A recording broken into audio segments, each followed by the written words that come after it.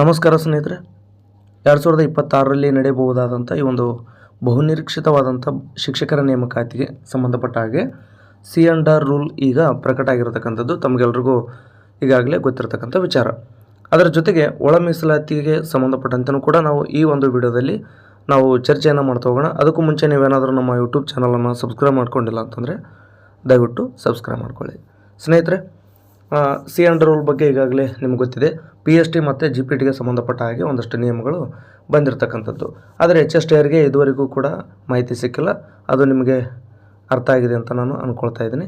ನೋಡಿ, C&R rule ಬಗ್ಗೆ ಈಗ ನೋಡೋದಾದರೆ ಈಗ ಆಲ್ರೆಡಿ ನಿಮ್ಗೆ ಗೊತ್ತಿದೆ. ಏನಪ್ಪ ಅಂದರೆ 50% ಇದ್ದಂಥ ಈ ಒಂದು CETಯನ್ನು ಈಗ 70%ಕ್ಕೆ ಏರಿಸಿರ್ತಕ್ಕಂಥದ್ದು. ಅಂದರೆ ನೇಮಕಾತಿ ಆಗುವಂಥ ಸಂದರ್ಭದಲ್ಲಿ 50-50 ಮಾಡ್ತಿದ್ರು. ಅಂದರೆ 50% ಬ್ಯಾಕಪ್ ಕನ್ಸಿಡರ್ ಮಾಡಿದರೆ ಇನ್ನು 50% CETಯನ್ನು ಕನ್ಸಿಡರ್ ಮಾಡಲಾಗ್ತಿತ್ತು. ಈಗ ಅದು ಹಳೆ ಅಭ್ಯರ್ಥಿಗಳಿಗೆ ಅನ್ಯಾಯ ಆಗುತ್ತೆ ಅನ್ನೋಂಥ ವಿಚಾರನೂ ಕೂಡ ನಾನು ಈ ಹಿಂದಿನ ವೀಡಿಯೋದಲ್ಲೇ ಹೇಳಿದ್ದೀನಿ. ಅಂದರೆ ನೀವು ಹಳೆ ವೀಡಿಯೋಗಳನ್ನು ನೋಡುವಂಥ ಅವಶ್ಯಕತೆಯೇ ಇಲ್ಲ. ಈ ಹಿಂದಿನ ವೀಡಿಯೋದಲ್ಲೇ ಈ ಒಂದು C&R ರೂಲ್ ಬಗ್ಗೆನೂ ಹೇಳಿದ್ದೆ, ಮತ್ತು ಹಳೆ ಅಭ್ಯರ್ಥಿಗಳಿಗೆ ಅನ್ಯಾಯ ಆಗುತ್ತೆ ಅನ್ನೋದ್ರ ಬಗ್ಗೆನೂ ಕೂಡ ಹೇಳಿದ್ದೆ.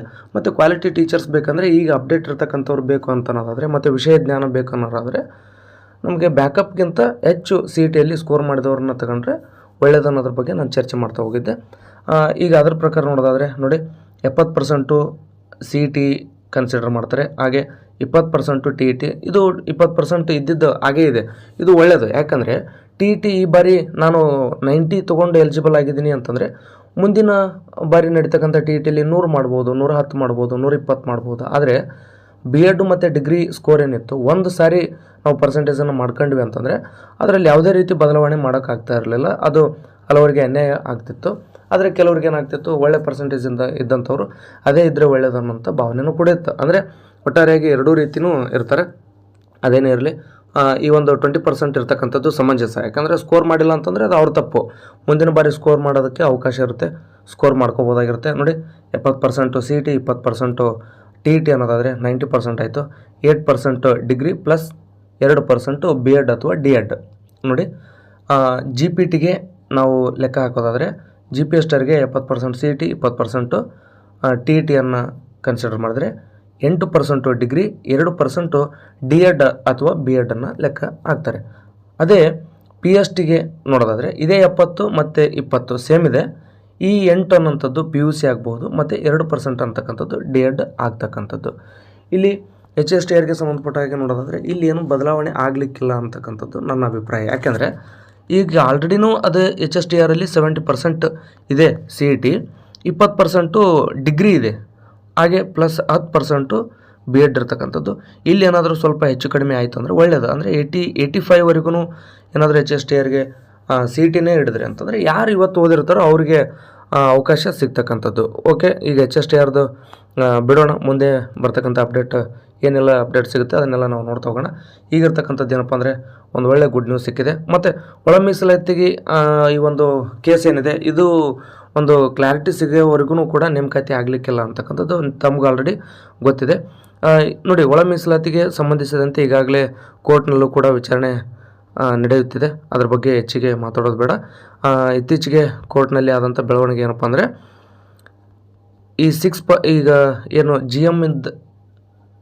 GM 50% ಇದ್ದಿದ್ದು ಅದನ್ನು 44ಕ್ಕೆ ಇಳಿಸಿ, ಮೀಸಲಾತಿ ಪ್ರಮಾಣ 50 ಇದ್ದಿದ್ದು ಅದನ್ನು 56%ಗೆ ಏರಿಸಿರ್ತಕ್ಕಂಥದ್ದು ತಮಗೆ ಗೊತ್ತಿದೆ. ಅಂದರೆ OBC ಬಂತು, SC ST ಬಂತು, ಒಟ್ಟಾರೆ ಎಲ್ಲವೂ ಸೇರಿ 56% ಇದೆ. ಮೀಸಲಾತಿ ಪ್ರಮಾಣ 50ಕ್ಕಿಂತ ಹೆಚ್ಚಾಗಬಾರ್ದು ಅಂತೇಳಿ ಕೆಲವರು ಏನು ಮಾಡಿದರೆ ಕೋರ್ಟ್ಗೆ ಹೋಗಿರ್ತಕ್ಕಂಥದ್ದು. ಹಾಗಾಗಿ ಈ 56 ಅಂದರೆ 6% ಏನಿದೆ, ಈ ಹೆಚ್ಚಿಗೆ ಆಗಿರ್ತಕ್ಕಂಥ 6%ನ ಯಾವುದೇ ನೇಮಕಾತಿ ಮಾಡ್ಕೊಳ್ಳೋದಿಲ್ಲ. ಇದನ್ನು ಮುಂದಿನ ಅಂದರೆ ಕೋರ್ಟ್ ಯಾವ ರೀತಿ ತೀರ್ಮಾನವನ್ನು ಕೊಡುತ್ತೆ, ಅಂದರೆ ತೀರ್ಪನ್ನು ಕೊಡುತ್ತೆ, ಆ ತೀರ್ಪಿಗೆ ನಾವು ಬದ್ಧರಾಗಿರ್ತೀವಿ ಅಂತೇಳಿ ಸರ್ಕಾರದವರು ಒಪ್ಕೊಂಡು ನೇಮಕಾತಿಯನ್ನು ಮಾಡೋದಾದರೆ ಮಾಡ್ಬೋದಾಗಿರುತ್ತೆ. ಹಾಗಾಗಿ ಅಂದರೆ ಇನ್ನೂ ಕೋರ್ಟ್ಗೆ ಮನವರಿಕೆ ಮಾಡಿಲ್ಲ, ಬಟ್ ಈ ರೀತಿ ಮಾಡಿದರೆ ಚಾನ್ಸಸ್ ಇದೆ ಅಂತ ನಾನು ಹೇಳ್ತಾ ಇದ್ದೀನಿ. ಆ ಕಾರಣದಿಂದಾಗಿ ಈಗ ಸರ್ಕಾರದವರು AG ಮೂಲಕ ಅಂದರೆ ಅಡ್ವೊಕೇಟ್ ಜನರಲ್ ಅವರ ಮೂಲಕ ಕೋರ್ಟ್ಗೆ ಮನವರಿಕೆ ಮಾಡಬೇಕು. ಏನಂತಂದರೆ 94% ನಾವು ನೇಮಕಾತಿ ಮಾಡ್ಕೊಳ್ತೀವಿ. ಇನ್ನು 6% ಏನಿದೆ ಇದು ಕೋರ್ಟ್ನ ಅಂತಿಮ ತೀರ್ಪು ಬಂದ ನಂತರ ಅದನ್ನು GM ಕೊಡಬೇಕು ಅಥವಾ ಮೀಸಲಾತಿ ಪ್ರಮಾಣಕ್ಕೆ ಅದನ್ನು ಒಳಪಡಿಸ್ಬೇಕು ಅನ್ನೋದ್ರ ಬಗ್ಗೆ ಅವರು ತೀರ್ಪಿನ ನಂತರ ತೀರ್ಮಾನವನ್ನು ಸರ್ಕಾರ ಕೈಗೊಳ್ಳಬಹುದಾಗಿರುತ್ತೆ. ಇದಿಷ್ಟು ಏನಪ್ಪ ಅಂದ್ರೆ ಒಂದು ಅಭಿಪ್ರಾಯ. ಇತ್ತೀಚೆಗೆ ಹಲವಾರು ಪೇಪರ್ಗಳನ್ನು ನೀವು ಓದಿರ್ತೀರಿ, ಅಲ್ಲಿ ಬಂದಿರತಕ್ಕಂಥ ವಿಷಯನೂ ಕೂಡ ಇದೆ.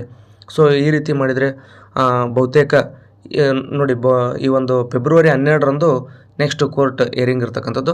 ಆ ಕಾರಣದಿಂದಾಗಿ ಫೆಬ್ರವರಿ 12ರಂದು AG ಅವರು ಇದನ್ನೇನಾದರೂ ಮನವರಿಕೆ ಮಾಡಿಕೊಟ್ರು ಅಂದರೆ ಅವತ್ತೇ ಕೋರ್ಟ್ ಕೂಡ ಒಪ್ಕೊಂತು ಅಂದರೆ ಫೆಬ್ರವರಿ 12ರ ನಂತರ ಯಾವಾಗ ಬೇಕಾದ್ರೂ ನೇಮಕಾತಿ ಮಾಡೋದಕ್ಕೆ ಅವಕಾಶ ಇರುತ್ತೆ.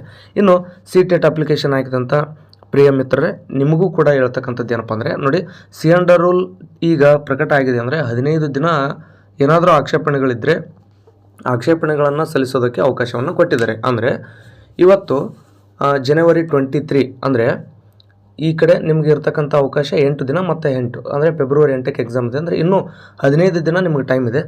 ಹಾಗಾಗಿ C&R ರೂಲ್ಗೆ ಈಗೇನು ಹೊಸದಾಗಿ ಬಂದಿದೆ, ಇದಕ್ಕೆ ಆಕ್ಷೇಪಣೆಗಳಿದ್ದಲ್ಲಿ ಸಲ್ಲಿಸೋದಕ್ಕೆ ಅದಕ್ಕೂ ಕೂಡ 15 ದಿನ ಕಾಲಾವಕಾಶವನ್ನು ಕೊಟ್ಟಿದ್ದಾರೆ. ಅಂದರೆ 15 ದಿನ ಆದ ನಂತರನೇ ನೋಟಿಫಿಕೇಷನ್ ಆಗುತ್ತೆ ಅಂದರೆ ಇಲ್ಲ, ಯಾಕಂತಂದರೆ ಮುಂದೆ ಈ ಒಂದು ಒಳ ಮೀಸಲಾತಿ ವಿಚಾರನೂ ಕ್ಲಿಯರ್ ಆಗಿ ಆ ನಂತರ ಇನ್ನೂ ನಾನು ನಿಮ್ಗೆ ಹೇಳಿದ್ದೀನಲ್ಲ ಆಲ್ರೆಡಿ, ಇನ್ನೂ 5,000 ಹುದ್ದೆಗಳಿಗೆ ಆರ್ಥಿಕ ಇಲಾಖೆ ಅನುಮತಿಯನ್ನು ಪಡ್ಕೊಳ್ಬೇಕು.